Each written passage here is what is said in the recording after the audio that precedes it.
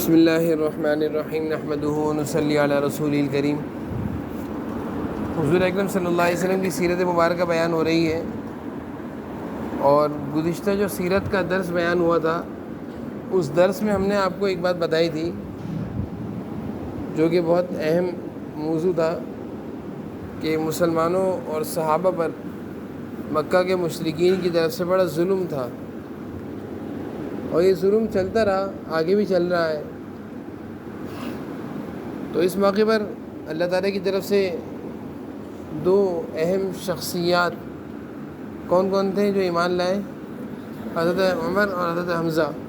ان دونوں کے اسلام قبول کرنے سے مشرکین کی صفوں میں تھوڑا ڈر اور خوف پیدا ہو گیا کہ اب اگر ہم مسلمانوں کو کچھ نقصان پہنچائیں گے تو وہاں پہ عمر اور حمزہ بھی ہیں۔ اور میں نے آپ کو یہ بات بھی بتائی تھی کہ بیت اللہ شریف میں جماعت سے نماز کی ادائیگی کا جو سلسلہ شروع ہوا ہے، انہی دونوں حضرات کے ایمان لانے سے یہ سلسلہ شروع ہوا۔ اس سے پہلے تو مسلمانوں کو بیت اللہ شریف میں جانے کی، نماز پڑھنے کی اجازت ہی نہیں دیتے تھے، داخل نہیں ہونے دیتے تھے۔ مشرکین کا بیت اللہ شریف پر، اللہ کے گھر پر بھی قبضہ تھا، اور ایسا قبضہ تھا کہ جو اللہ کی صحیح عبادت کرنے والے لوگ ہیں، مسلمان صحابہ، انہی کو نہیں جانے دیتے تھے جو عبادت کرتے تھے۔ بہرحال حضور اکرم صلی اللہ علیہ وسلم اپنی دعوت میں، دین اسلام کی دعوت میں، دین حق کی دعوت میں مصروف تھے۔ لوگوں کو دین کی تعلیم، دینی تبلیغ، اسلام کی اشاعت، اسلام کا پیغام، اللہ کی طرف سے آیا ہوا پیغام لوگوں کو بتا رہے تھے، پہنچا رہے تھے، سنا رہے تھے۔ اور مشرکین کی طرف سے پوری کوشش تھی کہ حضور صلی اللہ علیہ وسلم کو اس کام سے، اس پیغام کے پھیلانے سے اور لوگوں کو اسلام میں داخل ہونے سے روکا جائے۔ بات سمجھ میں آ رہی یا نہیں آ رہی؟ سنیں غور سے، اور سنیں کہ سمجھ میں آئے گی۔ دیکھو نا، ایک طرف سے اچھا کام کیا جا رہا ہے، ایک طرف سے اچھا کام کیا جا رہا ہے، اور ایک طرف سے اچھے کام کو روکا جا رہا ہے۔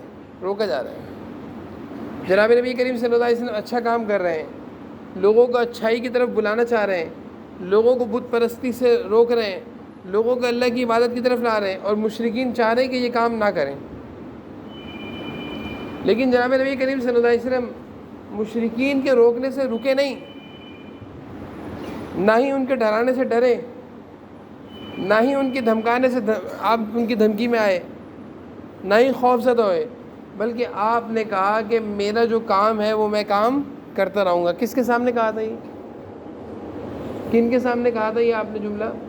کہ اگر میرے ایک ہاتھ میں سورج لا کے رکھ دیا جائے آسمانوں سے، اور دوسرے ہاتھ میں چاند آسمانوں سے لا کر رکھ دیا جائے، اتنی بڑی بڑی چیزیں بھی مجھے دے کر یہ کہا جائے کہ کام چھوڑ دو، لوگوں کو صحیح بات نہیں بتاؤ، تو میں یہ کام نہیں چھوڑوں گا۔ مجھے اللہ تعالیٰ نے جو کام میرے ذمہ لگایا ہے، میں وہ کام بولیے سارے کرتا رہوں۔ تو جناب نبی کریم صلی اللہ علیہ وسلم کو ایک طرف سے ایک اچھے کام سے روکا جانے کی کوششیں کی جا رہی ہیں، اور دوسری طرف آپ صلی اللہ علیہ وسلم اپنے کام میں مصروف ہیں۔ اپنے کام میں یہ ہوتا ہے ایک اچھے انسان کی علامت کہ جو انسان کامیابی چاہتا ہے تو وہ کاموں کی رکاوٹوں پہ رکتا نہیں، بلکہ وہ اپنے کام میں لگا رہتا ہے۔ وہ اپنے کام میں، میری بات سمجھ میں آ رہی نہیں آ رہی؟ محنت میں لگے رہتے ہیں۔ یہ نہیں کہ ڈر گئے، خوف زدہ ہو گئے، ہمت ہار گئے، پریشان ہو گئے، خاموش ہو کے بیٹھ گئے، کام کرنے سے رک گئے۔ نہیں، اچھے آدمی کی علامت یہ ہے کہ وہ اپنے کام میں جو لگ گیا تو وہ اس کو پورا کر کے ہٹتا ہے۔ اب مثال ہے، ماشاءاللہ آپ سارے بچے پڑھائی میں لگے ہوئے ہیں، اور ایک بہت بڑا کام آپ لوگوں نے شروع کیا ہوا ہے۔ کام بہت بڑا اور بہت اونچا ہے، بہت آسان ہے، لیکن اگر آپ اس کام کے شروع ہونے کے بعد اگر آپ پریشان ہوں گے کہ مجھے سبق یاد نہیں ہو رہا ہے، یا مجھ سے یاد نہیں ہوتا ہے، میں بھول جاتا ہوں، محنت کرنا چھوڑ دیں گے، ہمت ہار جائیں گے، چھٹیاں کریں گے، پریشان ہو جائیں گے، ڈر جائیں گے، خوفزدہ ہو جائیں گے، مشکل لگ رہا ہے، چھوڑ دیا، تو یہ تو اچھی علامت نہیں ہے نا۔ بولے سارے صحیح سے بیٹھے سارے۔ اچھی علامت کیا ہے بتائیں؟ کہ جو کام آپ نے شروع کیا اس کو انتہا تک انشاءاللہ، بولیے زور سے بولیے، انتہا تک پہنچانا ہے، انتہا تک پورا کرنا ہے، پورا تو حضور صلی اللہ علیہ وسلم بھی اس کام میں لگے تھے، مشرکین اس کام سے آپ کو روک رہے تھے اور آپ اس کام میں لگے ہوئے تھے۔ تو اس کام سے روکنے کے لیے انہوں نے ایک دفعہ حضور صلی اللہ علیہ وسلم کے چچا ابو طالب کے پاس پھر آئے، کیونکہ چچا ابو طالب حضور صلی اللہ علیہ وسلم کے سرپرست بھی تھے، بڑے بھی تھے اور مکہ کے بڑے بھی تھے۔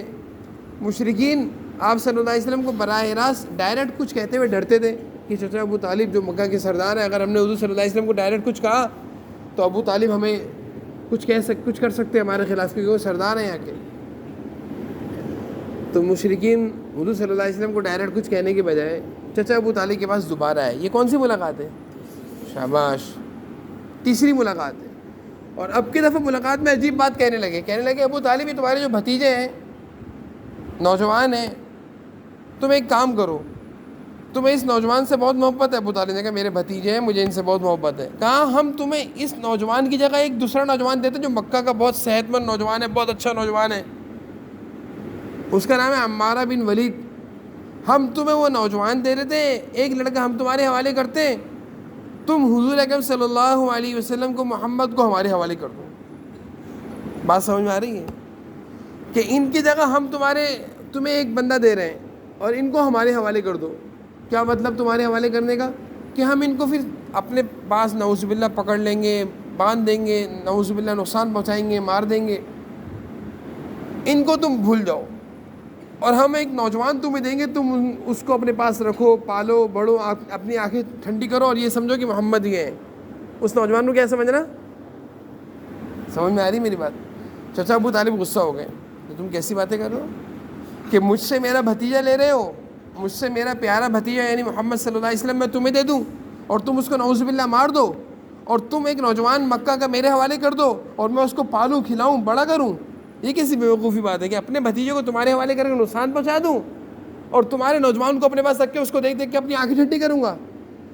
میں اپنے بھتیجے کو نہیں بھول سکتا، نہ دے سکتا ہوں۔ تو چچا ابو طالب نے، ازمیر توجہ سے سیدھے بیٹھو،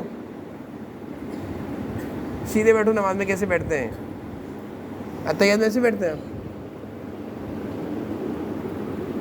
سیدھے بیٹھو، سیدھی ٹانگ پہ، الٹی ٹانگ پہ بیٹھا، سیدھی ٹانگ کھڑی کرو، ایسے بیٹھ رہے ہیں آپ کو بتاؤ۔ تو چچا ابو طالب نے اب کی دفعہ مشرکین جو بڑے بڑے سردار آئے تھے ان کو ڈانٹ کر بھگا دیا کہ یہ کیسی بیوقوفی کی بات ہے کہ میرا بھتیجا لے لو، اس کو نقصان پہنچا دو اور اپنا بندہ مجھے دے کر میں اس کو پالوں کھلاؤں بڑا کروں، یہ نہیں ہو سکتا، جاؤ ایسے بھگا دیا ان کو۔ تو مشرکین نے تیسری ملاقات میں بھی چچا ابو طالب کی طرف سے غصے کا سامنا کر کے چلے گئے، اور بات بھی بڑی عجیب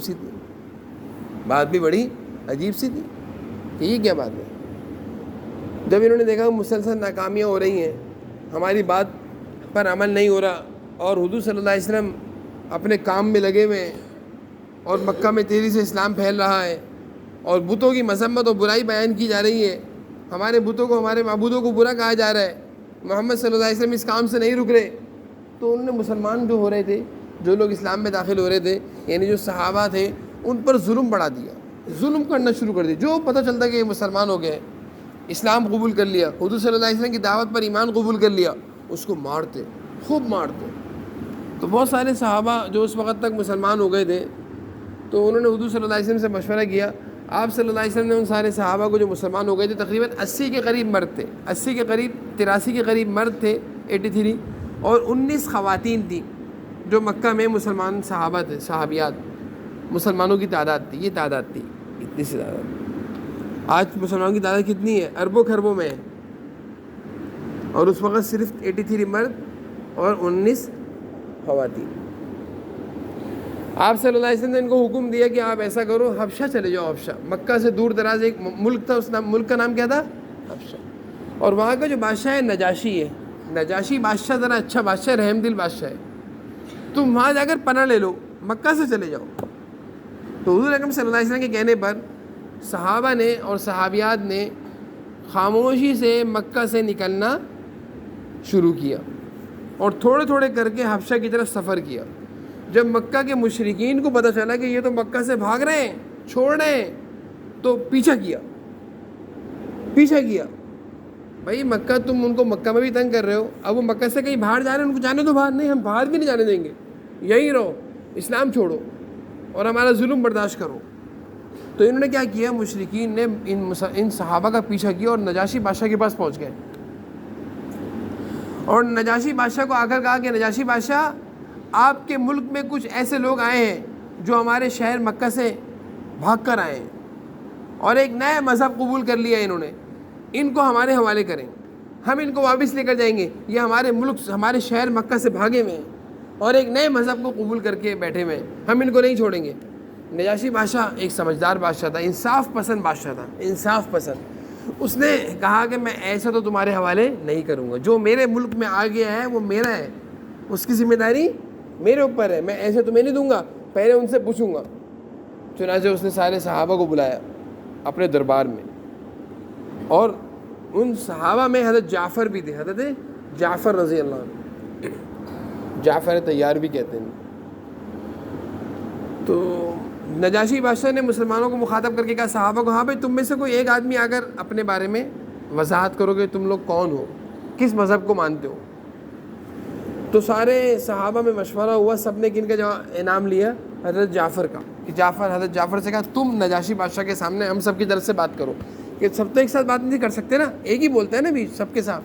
سارے صحابہ مسلمان پیچھے بیٹھ گئے اور حضرت جعفر نجاشی بادشاہ کے سامنے کھڑے ہوئے اور کہا کہ بادشاہ سلامت، اگر اجازت ہو تو میں بولوں، بولو.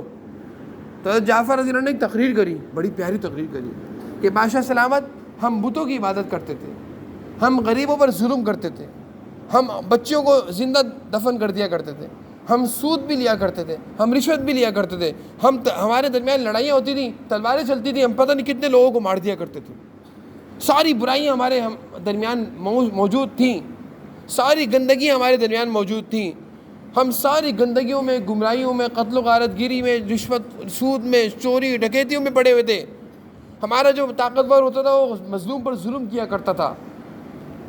اس طرح کی زندگی ہم گزار رہے تھے. اتنے میں اللہ کے نبی محمد الرسول اللہ آخری پیغمبر مکہ میں مبعوث ہو گئے، مکہ میں آ گئے، اور انہوں نے آ کر ہمیں سکھایا کہ اللہ کی عبادت کرو، ہم بتوں کی عبادت کرتے تھے. انہوں نے آ کر ہمیں سکھایا کہ ظلم نہیں کرو، ہم ظلم کرتے تھے. انہوں نے ہمیں سکھایا کہ چوری کا مال نہیں کھانا چاہیے، کسی کو دھوکہ نہیں دینا چاہیے، ہم جبکہ چوری کرتے تھے. انہوں نے ہمیں بہت اچھی اچھی باتیں سکھائیں، ہم ان کے کہنے پر سب ایمان لے آئے اور اب ہم ایک اچھی زندگی گزار رہے ہیں، اللہ کی عبادت کرتے ہیں. یہ ہمیں مکہ میں تنگ کرتے ہیں، ہم مکہ سے تنگ ان کی ظلم سے تنگ آ کر ہم مکہ سے بھاگ کر مدینہ آ گئے. آپ کے مکہ سے کہاں آ گئے ہم لوگ؟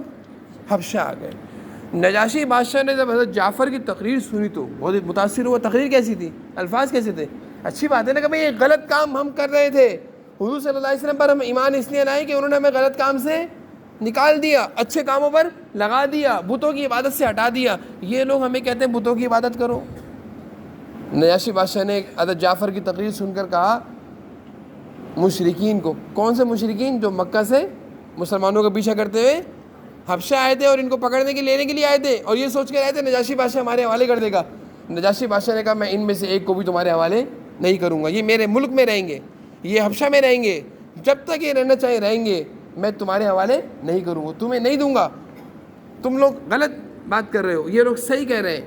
اللہ کے رسول آنے تھے وہ آ گئے ہیں، اللہ کے رسول آنے تھے وہ آ گئے ہیں. تم بتوں کی عبادت کرتے ہو، یہ اللہ کی عبادت کرنے پر کرتے ہیں، صحیح تو کر رہے ہیں. تم ظلم کرتے تھے ظالم پر، یہ ظلم سے بچ گئے تو یہ صحیح تو کر رہے ہیں. اس لیے نجاشی بادشاہ نے وہ سارے مشرکین کو اپنے ملک سے باہر نکال دیا کہ چلے جاؤ یہاں سے واپس مکہ، اور ان مسلمانوں سے، صحابہ سے کہا تم آرام سے یہاں رہتے رہو، تمہیں کوئی تکلیف نہیں دے گا. اب جب مشرکین کو اتنی بڑی ناکامی ہوئی، یہ بھی ناکامی ہے نا، پہلی ناکامی کہاں ہوئی ہے؟